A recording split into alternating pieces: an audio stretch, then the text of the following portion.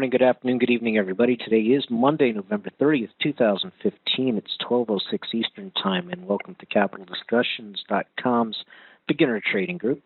And it used to be every Wednesday at noon. We've now shifted that to Monday at noon, as I had a couple of requests. Some people liked the week ahead. So what I do is I have a small mixture of what are some of the headlines that are and known scheduled events coming up in the week ahead, a quick look at some of the global commodity charts, and then we go ahead and start talking about a particular topic that either I have potentially planned or I do take questions as far as what somebody might want to learn. Although we do call this the beginner's trading group, we do sometimes go off into what I would consider to be intermediate and even advanced topics. And then we also get into option view, decision support software. And then we also get deep into the charts as well most of the time. Feel free to type your questions. And let me go ahead and just jump out over to Capital Discussions website real quick.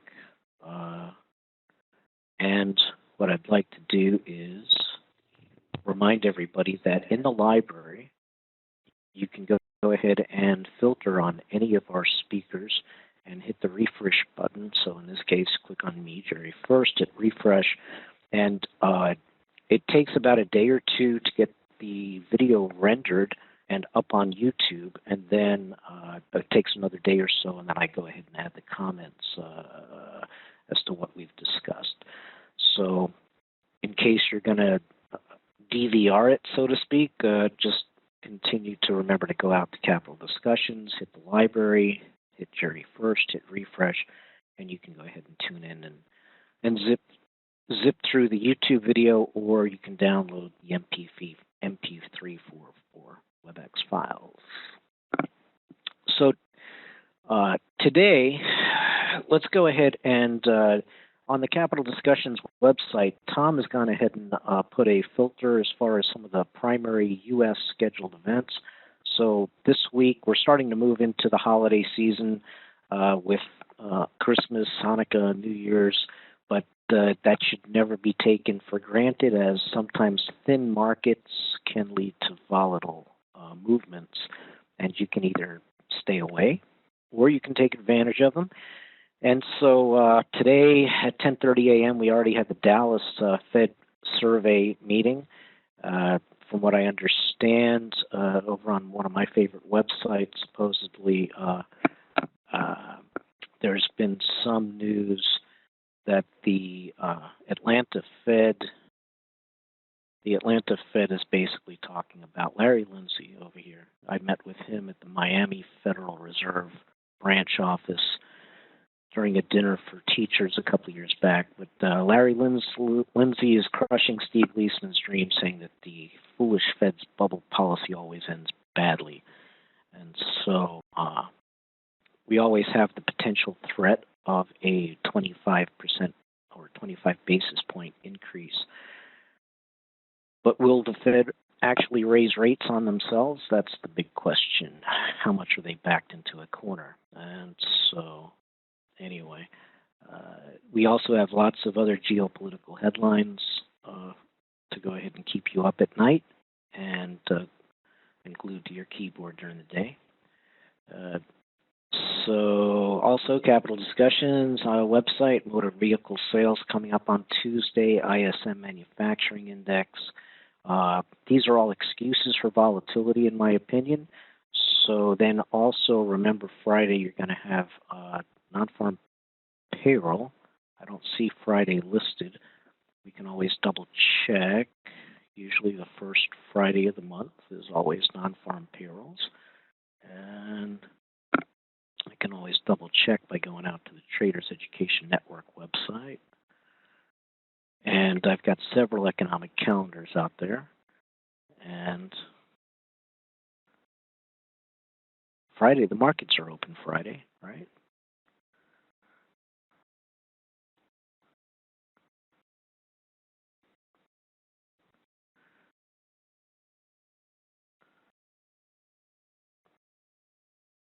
Let's take a quick look. Yeah, Friday, December 4th, non-farm payrolls.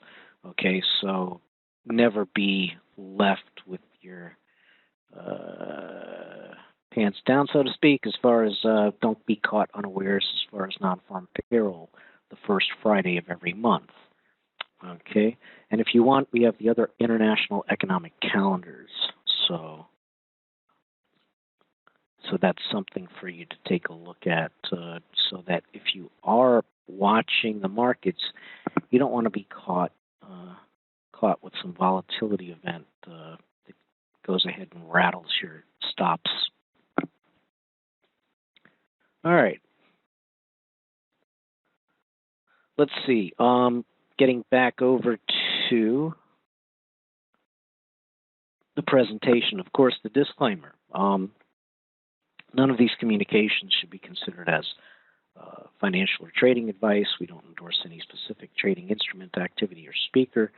And investing and trading involves significant financial risk, not suitable for everyone. Only trade with money you can afford to lose, never making a decision on a purchase, product, or service before doing your due diligence. Thank you. So let's take a quick look as far as how I'm mingling the week ahead with the beginner's type of topics. And so as I was preparing for today's presentation, I stumbled across an old presentation back from 2012. And if you take a look, this is my slide deck from 2012. I saw a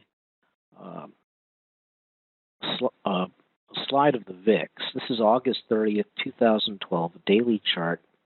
And you can see that at that point, we had spiked up to 28 over here. This is back in April. And this is just before major volatility spike. No, this is 2011 right here. This is the volatility spikes of 2011. Here is April of 2012. And notice that we had dropped down and we're at about 17 on the VIX. Take a look at today's live chart on the VIX, and we are at 1655. Notice that we also had a similar spike to the upside. So what does this mean? It means that you have these spikes in the volatility index. I personally don't trade the VXX or the VIX volatility instruments. I watch them as telltale signs as to when we've hit a bump in the road, and potentially use it as an opportunity to either sell options or to really position myself in my portfolios and give and talk to people about what could transpire with high volatility or reverberations of volatility. So just wanted to point that out. These charts, if you're not a chartist, I suggest that you learn how to read the charts. Notice how we have what I call fractal patterns. You have periods of low volatility, and then you have the spike up, and then it comes back down, and then you have another spike up, and then it kind of works itself out, and then we have these periods of low volatility again. Notice right here, almost identical. This period, this is a live chart right here. Notice that, in fact, let me go ahead and bring this up.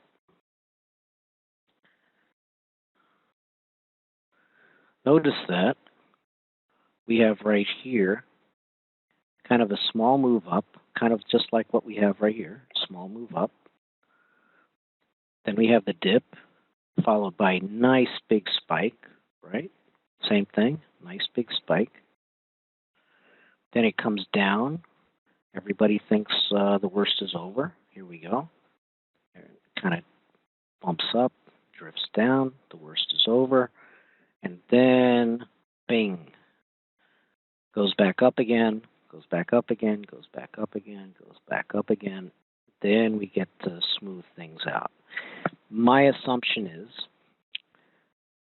looking at the VIX as something that may repeat itself, I'm looking at the fact that we do have, let's say, on the Dow, I've been showing this chart a lot, so I'll show it again. If I get a connection here.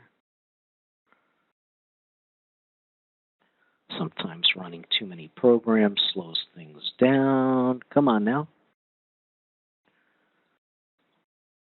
Okay, let's try. Here we go. So here's the Russell. Let's take a look at the S&P. I'm going to look at the S&P 500 ETF if it wants to come up. The Russell came up. My Cheniere Energy. Come on. That's why I like PowerPoint slides. PowerPoint slides allow me to not worry about potential internet issues with live charts. I'm going to shut that down and reopen it.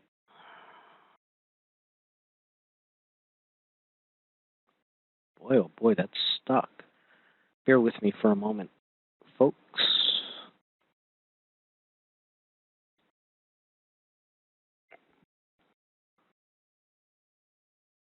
I need to shut down my charts.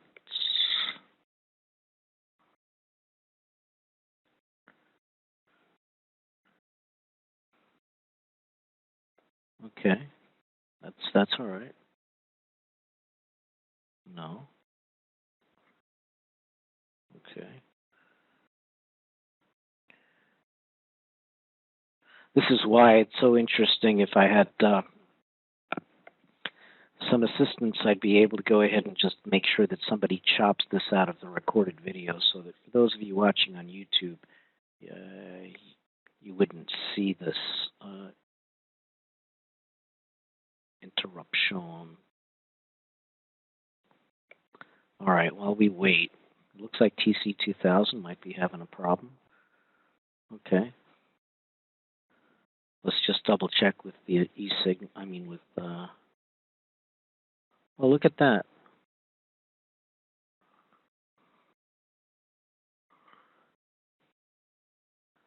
Let me open up my workspace again. It looks like there's been some kind of a problem with the matrix.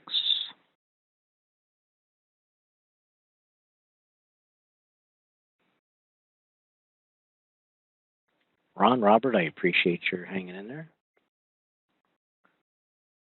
Any questions that you have for me while I'm waiting for my charts and platforms to come back up?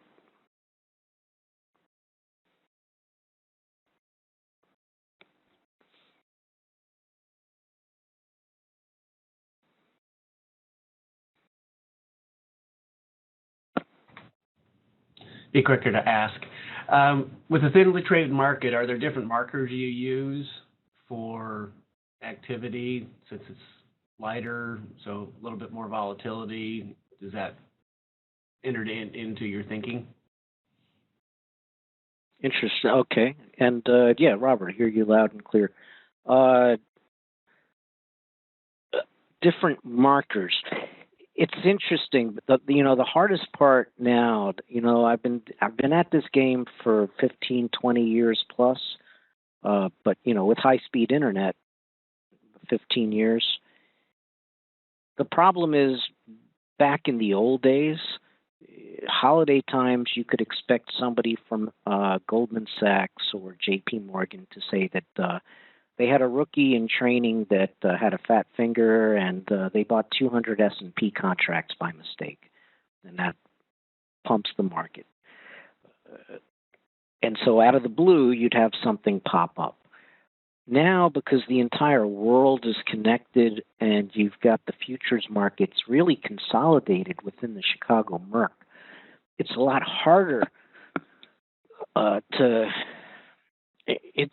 It was always hard, and it's still hard to go ahead and try to predict that there could be an anomaly that's going to push the market around. So I think that if your question is what can you look for to be careful that you don't get caught up in a temporary volatility spike, is not much you can do, really. I mean, even take a look. Here's a chart on the VIX. This is on the thinkorswim charts. I mean, everything was fine and dandy right here on August 17th, August 20th. It started to move up, and then you had that huge move up.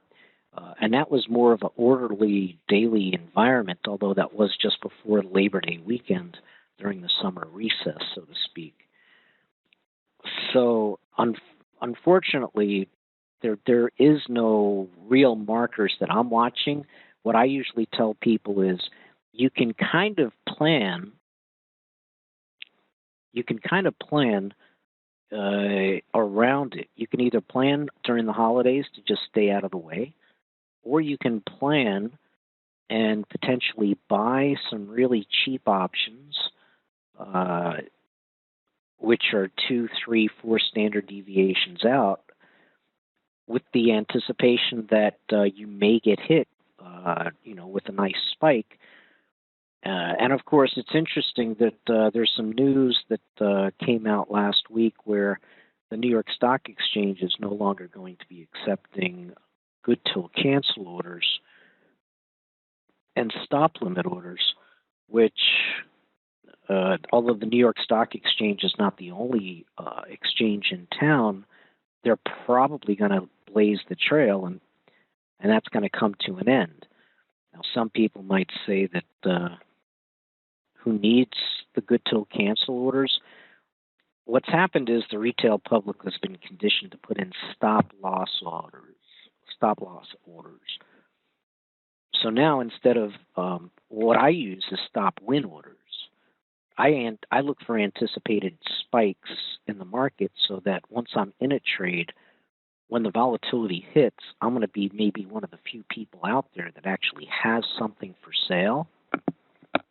And so I can go ahead and get a really good price on something that I bought at a cheaper price, or if I sold something, I can buy it back a lot cheaper than I bought it, sold it for.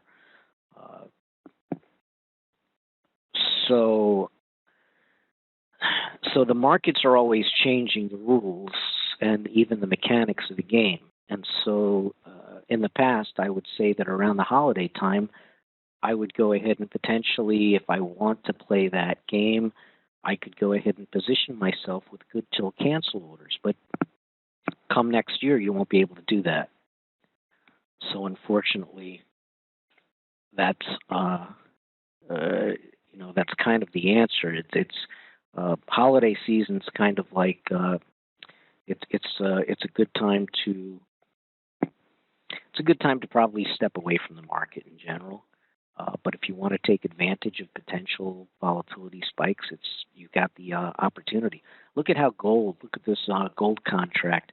It's just falling out of bed, breaking support level after support level, gapping down at 1051 on Friday, trying to fight its way back up. What are the odds it fills the gap up here? Pretty good. So if you're a futures trader and we're trading currently at 1062.80, what are the odds that we're going to fill the gap at 1065? Probably pretty good. This is not a recommendation to trade, but if you were trading futures, or if you had a way to trade on the gold contract one way or the other, what are the odds that you could pull 2 points out of the market? Not bad in the grand scheme of things. And so that's one way of looking at the current commodity market for gold. What about oil, real quick? With oil, we've got prices gone sideways for the most part, and we're trading now at 42.27, and we've got the support level at 40.03. Will we drop back down and retest the lows of 37.80? It's possible. It looks to me as if oil, it looks to me as if oil wants to complete a cycle. And I'm saying that there's a good chance we're probably going to come back down and retest the 38 level. All right. Let's get rid of that. Now, before I was trying to log in. For some reason, we're unable to send streaming real-time charts to your computer. Isn't that interesting? It's interesting that I wanted to go ahead and focus on charts. In fact, I had a question from Robert, who was unable to be here, but he had a question regarding he had a question regarding the ADX indicator. And so what I've done is I've opened up one of my modules when I was teaching. It's a 2-day training program. I had a 40-day training program. And so working on indicators, the MACD, Stochastics, RSI, and the ADX, if you take a look at my charts, which have just loaded up, you'll see that this is the way I look at my indicators. I have my Stochastics overlaid with the RSI indicator. I have a MACD indicator. And then I have my ADX DMI indicator. And so the question came up regarding the ADX indicator. So that's going to be our lesson for today. And what you have when it comes to indicators, and most people who are antagonists or non-believers in charts and technicals will say that indicators and charts are lagging. And it all depends on how you look at it. You can go ahead and present an argument to say that Stochastics, RSI, MACD, and the ADX are lagging indicators, but there's also a way to make them predictive indicators, and there's also a way to go ahead and use them in conjunction with momentum and other moving averages and chart patterns and Fibonacci's, where you can use them to add into a convergence of positive or negative pressure on the market. And that's what I use my indicators for. That's what this presentation here on my indicators is all about. That you have technical indicators and fundamental indicators. And there's traditional ways that are taught, and a lot of people use them in certain ways. They read 1 or 2 books or websites. They say, oh, okay, I read from 1 expert or 2 experts how to use them, and then that's what they use. Or what I say that in life, what you want to do is take in information, process it, and then take what makes sense and what resonates with you. And that's what I do. That's what I teach. I try to go ahead and show examples as to how things are taught traditionally and then how I use them. And primarily when it comes to indicators, what I like to do is only use them for the most part to help me confirm my bias on the momentum and direction of price charts on multiple time frames. Let me say that again. When it comes to indicators such as, a messy chart like this, most of the time I'm really only focused on the top, on the price, moving averages, Fibonacci's, chart patterns such as a triangle. But then when I want to go ahead and put on a position, I use my indicators, which are underneath, for extra added confirmation so that I know that I have more of the odds and the higher probabilities in my favor. So that's what this PowerPoint's about, part of my training course on entry and exit signals.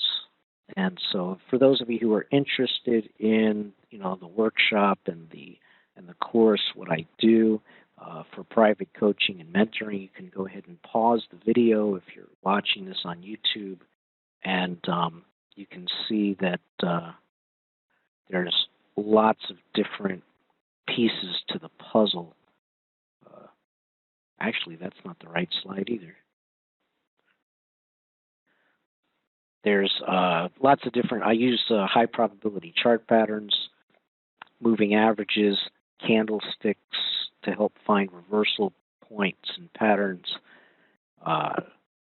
I'm using Fibonacci's a lot. Here's a chart of AT&T from October 2012. You can see how I pull everything together. My indicators are confirming negative pressure on a rising wedge pattern, and that I have multiple price targets and multiple time targets. And in fact, this trade was indeed, this was a hedge where we put a collar on this trade where somebody I was working with wants to double check what should they do. They own some stock. I say, well, it looks like we have this rising wedge pattern, which is ominous for potential breakdown. The market in general at that time was looking a little bit bearish, setting up for potential bearish. We had a break of the moving averages. We had trend line support and resistance, which is on a higher time frame. You can see these trend lines. This is a daily chart. If you'd see a weekly or a monthly chart, you'd see a much longer trend channel. And then here you've got indicators being confirmed. So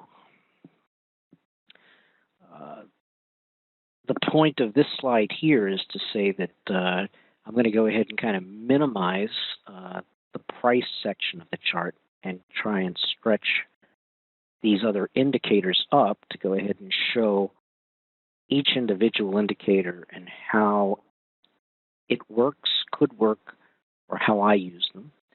And the question that I was given was, how do I use the ADX indicator? And the big thing is, you know, we want to use these potentially for entry and exit signals. Okay. So the ADX indicator was developed originally by J. Wells Wilder.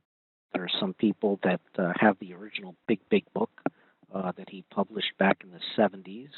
And it's a trending indicator, the ADX. And it's an oscillator where your indicator goes from 0. Okay, it does not go negative. It has a maximum scale on the right over here, from 0 to 100. The default setting for most of your chart packages is set to 14. So if it's days, you have 14 days. 14, if it's hours, it's 14 hours. And it grabs the information based on 14 periods on the chart.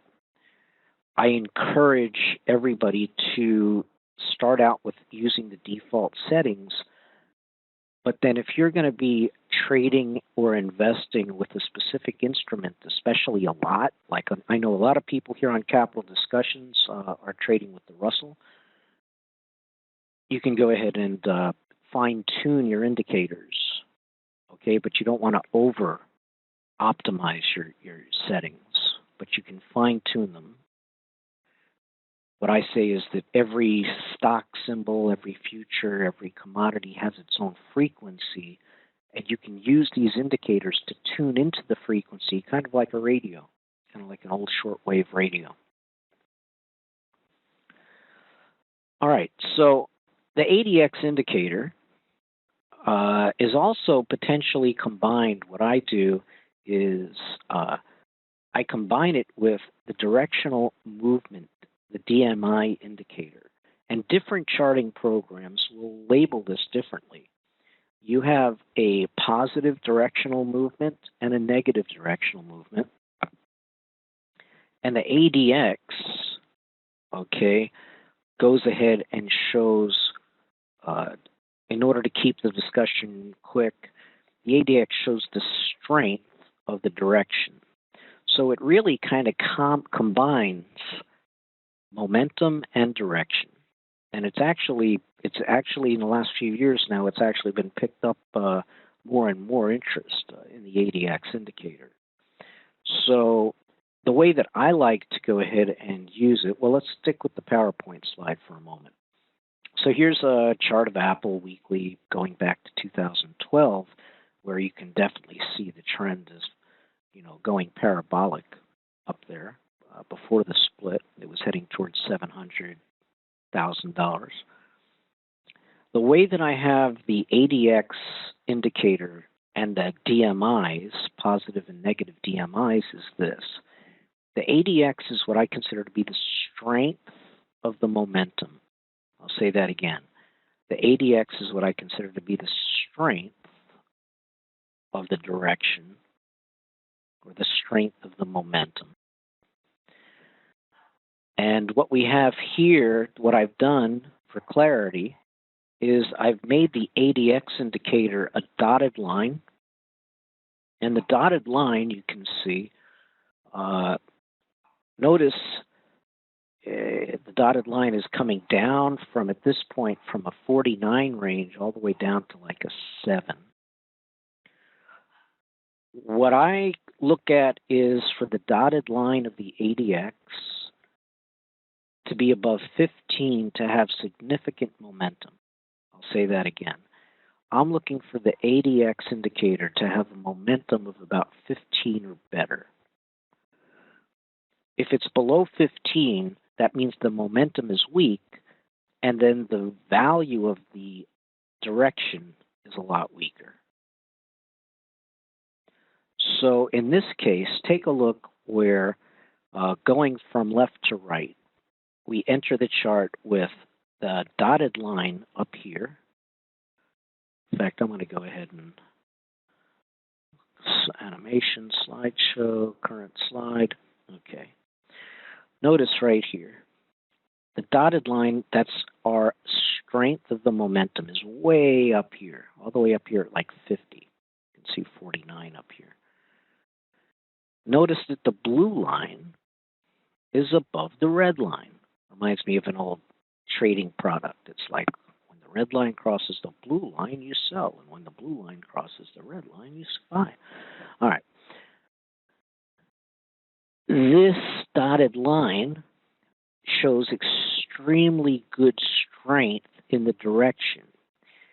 Now I have my blue and red directional indicator. Blue is considered to be positive pressure on the market, positive direction. Red is negative. Typically what you're going to see is that while the blue is going up, the red is going down, and vice versa, especially when you're seeing a trend in place, trend with direction. When you see the opposite take place, when you see, in this case, the blue going down and the red going up, you're going to see more of a sideways motion. You see that? See that basically price went sideways right here? So number one, what I'm looking for is strength. I'm looking for the dotted line, the way I set my indicator up, to be strong. Or if I want to know if I'm going to go sideways, I want to see if it's weak. Then I want to see my positive DMI, in this case, going up, while my negative DMI, the red, is going down, and that should show itself as a positive move on price. And when I say it should show that, it's because nothing works 100% all the time.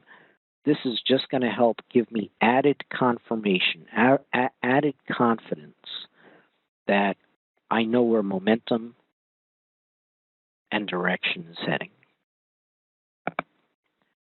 So take a look over here. We're below 15 on the dotted line. See that? ADX is weak. And basically, though, we do have the blue, which is the positive momentum, moving up, and the red moving down. And overall, the dots are going up. So what does that mean? The indicator is pointing out that we do have potential strength in a positive price direction. Now, here's why I only place so much faith in these indicators. all of a sudden, notice this spike down right here. Look at this move, this spot right here. It was probably an earnings announcement or something like that. But you can see that the strength was high, price was moving up, everything's working out fine. But then all of a sudden, you have this spike down in one day, and then all of a sudden, the blue line goes down, the red line goes up, all in one day, basically, 1 or 2 days. So again, this is somebody was asking me to go ahead and do a little presentation on the ADX. And so the idea is that it is a momentum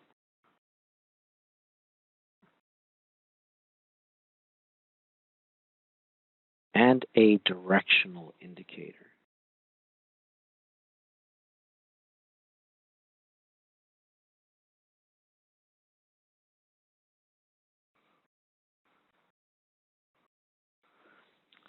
Momentum and directional indicator, right?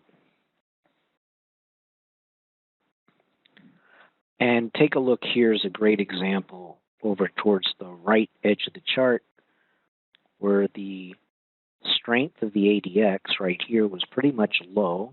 Notice price was going sideways. And the blue line, the strength, positive direction was going up.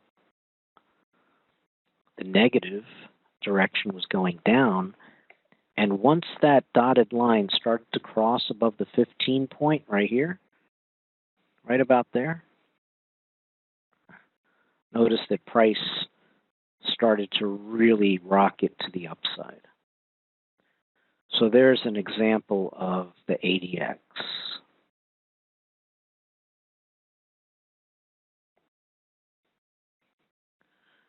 What do I got on the next slide? Here we go. This is on the GLD ETF commodity. We just got done looking at gold.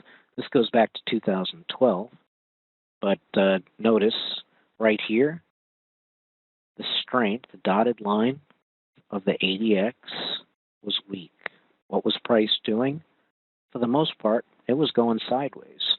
When did it break above resistance? Right about here. And notice that that's about the time, right about here is where the 15 mark is. The 15 strength on the, actually 15 is more like right about here. And notice that the blue line moving up, red line going down. Let me clear that off. And look at the move, look at the momentum. Look at the speed, and look at the strength. Look at the strength of the dotted line here on the ADX. So you have the strength of the ADX, the strength of the momentum going up. You have the blue, which is the positive direction, way above the red, which is the negative. And it was clearly reflected in the price. And now, some of you may be asking, okay, so when the dotted line crosses the blue line, is that a sell signal? No. No, don't get confused. Don't get confused with a cross of the ADX line and the direction. Just be concerned that the ADX is above 15. If it gets above 40, really strong. And also be aware, this is another reason why I'm using this chart. Be aware that this strength, the dotted line, the ADX, this strength cuts both ways. If the strength of the ADX is high, that means that a high move in volatility could quickly reverse what looked like a beautiful trend to the upside. If that red line moves up and the blue line moves down, it could quickly reverse the price gains in this case. Quickly reverse the direction, quickly reverse the momentum. Any questions? Any questions? I'm going to go ahead and some other people have joined in. I'm going to go ahead and make you panelists. So I believe there's problems sometimes with typing in the comments. Now I can go ahead and look at some live charts and show some real-time analysis on the ADX DI. I'm not just teaching it, I'm using it. And here's a great example of, this is a 15-minute chart over on the left with LNG. LNG sporting what I would consider to be not only a triangle pattern, it broke to the upside, but now it looks as if some people would say that it's got a kind of it's not exactly a symmetrical head and shoulder pattern, but it kind of fits the bill for a 15-minute chart. You have a shoulder, a head, a shoulder. You have price breaking down, and once price broke this neckline, even if you don't believe it's a head and shoulder pattern, there's no doubt for anybody that has eyes that you have a definitely strong support resistance level right here. You have congestion here, support, support, support, broken support. Actually, it price gapped basically through there. And if I was to drop a Fibonacci from the ultimate low to the high on that 15-minute chart, you can see that price kind of is fluctuating above the 61.8 and the 161.8 Fibonacci cluster right about here. Now, how does that relate to the ADX indicator? Well, good question. All right. Take a looky here. So here's the ADX indicator. Notice we have here the blue is the positive direction, red is negative, and the ADX is my dotted line. Notice that here, in this case, the red line was moving up, the blue line was moving down, and at the same time, the dotted line was gaining strength. And basically, if I use my crosshair, take a look at where the ADX indicator is. Take a look at the information box on the right. You'll see the ADX indicator, once it crossed the 15 point, right about, what's the date on that? ADX 13.9. You see that? 13.9, 15.2. That was on November 25th at 3:15. Okay, right here. And that got you in. If you were to go ahead and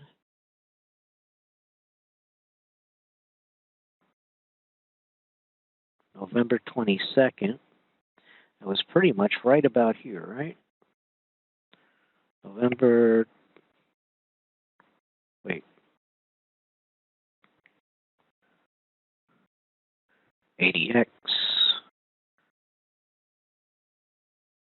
15.2, November 25th. So it was over here. Okay.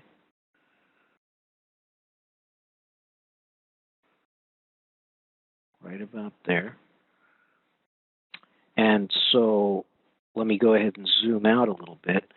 And you can see that when the dotted line right here crossed above 15 and the red line was starting to move to the upside, the negative pressure, and the blue line was moving down, notice that that would have got you in on a short position right as the moving averages were crossing. This ADX indicator helped to confirm that. Okay? And so I didn't really plan on this 15-minute chart of Cheniere Energy, LNG. It just happened to be there. I just happened to notice that we had a potential head and shoulder pattern that had played itself out, and then I went ahead and just showed how the ADX indicator kind of helped to confirm. But more importantly, when we're using charts and indicators, the idea is to potentially be 1 or 2 bars ahead of the others. When you try to jump ahead, now you can wait. You don't have to always try to jump in front of the train. You can always wait for confirmation. And in fact, it's always a potentially safe idea if you're not 100% sure, or you're not really comfortable, or you're just getting started learning. You can use a little bit of your arsenal, a little bit of your powder. You don't have to, and some people would say you shouldn't. I'm here to go ahead and just give you all the options. But you should allocate a portion of your account, and you can go ahead and start to put your feet in the water. So that, ladies and gentlemen, is a quick example. Actually, it's a detailed example. I hope that it was short, concise, and illuminating as far as how the ADX indicator can be used in conjunction with the directional indicator. And one of the things that I'll show you real quick, especially with here, this is TC2000. Let me go ahead and I'm going to remove, well, let me just close this.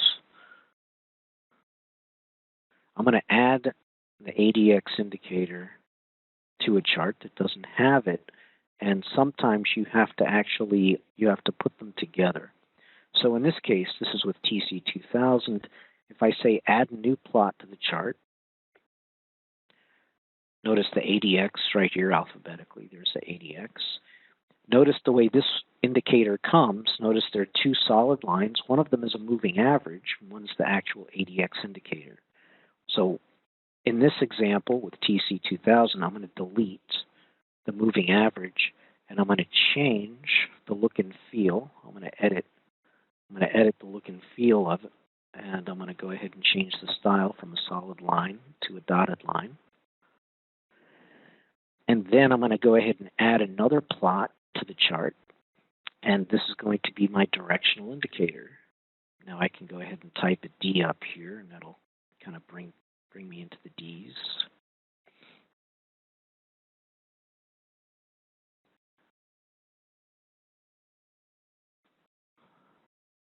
So here's right here. I just saw it. Where'd it go? Directional indicator. DI. It was up on top. DI. Directional movement plus DI minus DI. So here you can see I have both of my indicators, but they're separate. So the first thing I'm going to do is I'm going to change the color, and my positive color I like to use as a blue or something I know for sure is positive, and then I'm going to use red for negative. And so here we have the positive, negative. Notice here they have a 15-15. If I want to, I could change that setting to a 14-14. The choice is yours. But now I'm going to overlay the 2 indicators. So I'm going to click on this. I'm going to overlay. I'm not going to scale it. Okay. But there we have the combination of the ADX and the DI. And there you are. If you're using the Thinkorswim charting platform, I believe it works also the same way. Here, if I was to go ahead and maximize the cell, and if I was to go ahead and go into studies and add a study,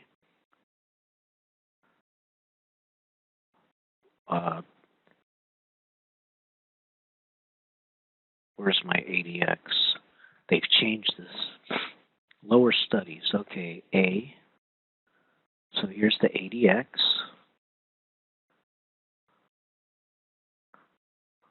What is this?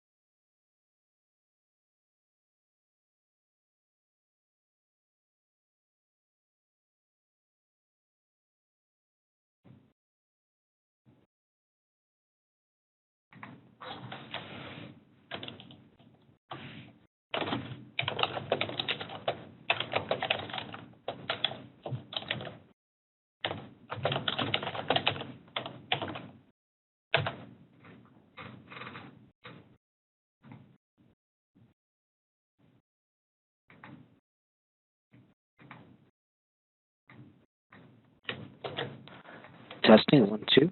Test 1, 2. Back, okay. All right, I must have pushed the wrong button there. Thank you, Robert. So basically what I was saying is that the indicators on Thinkorswim versus indicators on TC2000 or eSignal, you know, they can be difficult to work with sometimes. So here, though, notice I'm coming down here on Thinkorswim, lower studies. On the lower studies here, if I go to the DMI,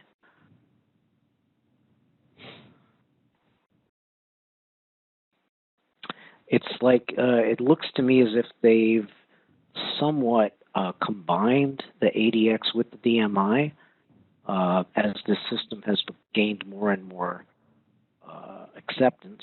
I'm going to edit this because it looks like this line, they're all solid, so it's hard to figure out which one's which, right? So I go in and show study. The ADX, see here's the 14. I'm going to go ahead and draw it as a dot and apply it. Right? What happened? Okay, style.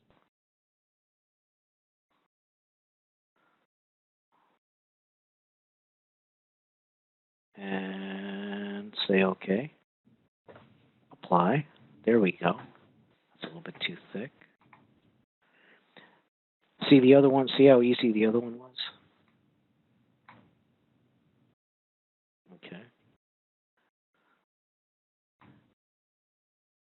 And I deleted it. All right. So you get the idea. We'll try this one more time, and then we're going to go ahead and wrap up. Edit. I'm going to add studies. In this case, it looks like they put it into the popular studies. Okay, lower studies, popular, DMI. And then I'm going to go ahead and go to studies. I'm going to edit the study. I'm going to go ahead and hit the little gear. Look at all these clicks I have to do. Every time I have to click, it's a potential for frustration. Okay, so I made it a dotted line. Okay, now I have to hit apply. Okay, so there's the dotted line.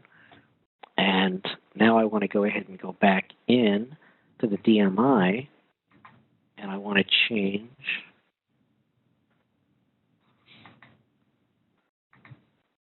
oh, that was the ADX. I see that? I changed the ADX. Okay. And I need to go back here, the DI color. I want to make that red. Whatever color that is, okay. And then I'm going to go back in again. And DI positive. Hit the color, make it blue. Okay. And then the ADX, I say okay. Go back in, ADX, and that's a dotted line. I say okay. I say apply. And I still got a mess. If I hit OK, let me zoom in. Okay, so what I've got here is a dotted line for the DMI negative. Go back in. Studies, edit study, hit the wheel, make this solid, apply. There we are. Okay. So now we can take a look. This is on oil. This is on the future on oil. In fact, if you want, we can go ahead and, well, just real quick, take a look. Here you can see that the ADX, the ADX is right here. It's going over a 15 right here. Notice that the red crossed over the blue, so the red, the negative pressure, started to move up over here. Notice that the price started to move down. Notice that right now as we speak, and this is on a 5-minute chart, we have, looks like this, we have this bullish engulfing pattern at the end of a bottom. Notice that the blue started to tick up while the red ticked down, and the strength is at 27. So this is important because if the blue continues to move up and if the red continues to move down, with the strength of the ADX, that would show improved strength to the upside. Okay? So again, this is only one of my indicators that I watch, just one. And in fact, just to go ahead and set things back the way they were, studies, edit studies, remove all studies, yes. Okay, because this is my 3x3 grid, and so I just want to keep that clean. All right, so it is now 1:06, Monday, November 30th, 2015. I want to remind everybody that Traders Education Network, InvestorsEducationNetwork.com. If you want a free 30-minute consultation, I can go ahead and work on things that you want to learn, just as I've gone through in about 30 minutes, the ADX Indicator. If there's something else that you want to learn, or if you want to learn more about options, option view, trading, having a second brain, keeping you out of the weeds, give yourself the gift of education this holiday season. And also, if you can read this, thank a teacher. And so with that, any other questions before we wrap up? Any other questions? If you want to get in touch with me, jerrybfurst@yahoo.com, here on the bottom of the screen, or go to InvestorsEducationNetwork.com. Any other questions? All right, I hope that helps. So again, today we kind of went over the week ahead.